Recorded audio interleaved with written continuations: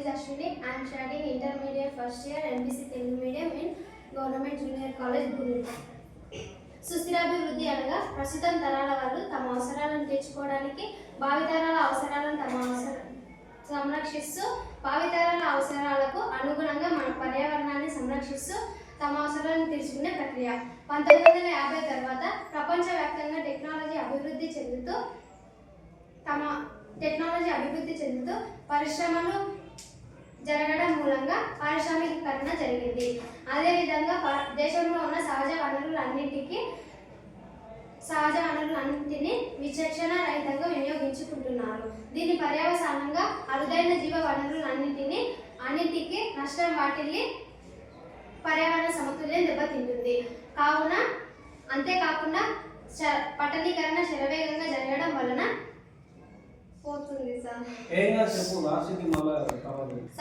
పర్యావరణ కాలుష్యపూరితమైన పర్యావరణం ఏర్పడి గాలి మరియు నేల కాలుష్యం జరుగుతుంది. ఎయిర్ పొల్యూషన్, వాటర్ పొల్యూషన్, భయంకరమైన నీటి కాలుష్యం ప్రపంచాన్ని విధ్వంస మార్గంలో నడిపించేంత శక్తివంతమైనది. కాలుష్య కారకాలు నీటిలో కరిగి నీటిని కలుషితం చేస్తున్నాయి. పోతుంది సార్ భయం.